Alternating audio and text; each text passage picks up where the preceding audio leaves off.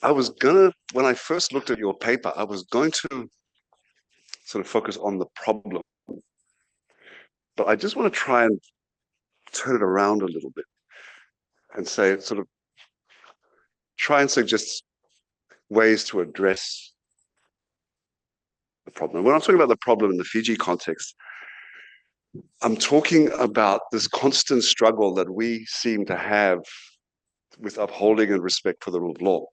And in my view, I think it starts at the top. And I think for the rest of the country,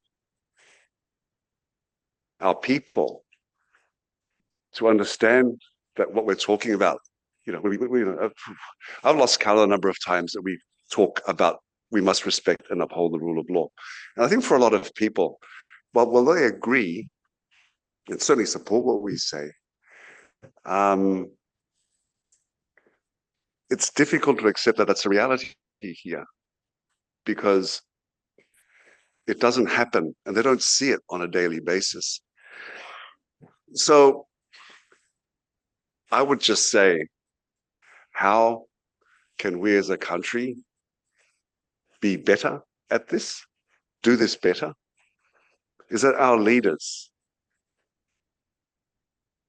the state, the agencies of the government, show us on a day-to-day basis that they get it. They understand what rule of law means. They understand that they are bound by those same principles and they're accountable to the law just like the rest of us are.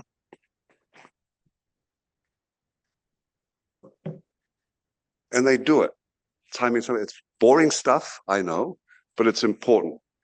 And that trust, that public trust in our social stay here is unfortunately to me constantly undermined by examples that occur far too often where it would seem that our leaders don't really pay regard to it, whether it's in the suspension or dismissal of a public officer,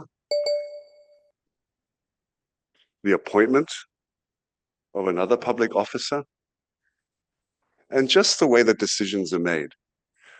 Now, a number of the things, I haven't mentioned any names, and a number of these matters that I'm talking about are actually before us right now in respect of our Fiji Independent Commission Against Corruption, and our Commission of Inquiry into the appointment of a former commissioner of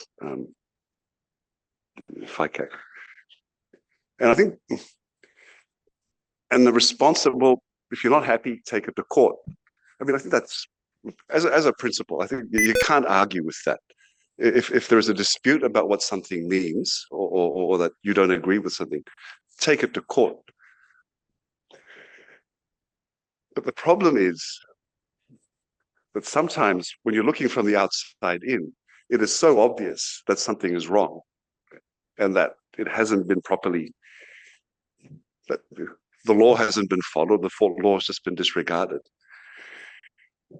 You have to sort of ask yourself, well, why do I have to go to court?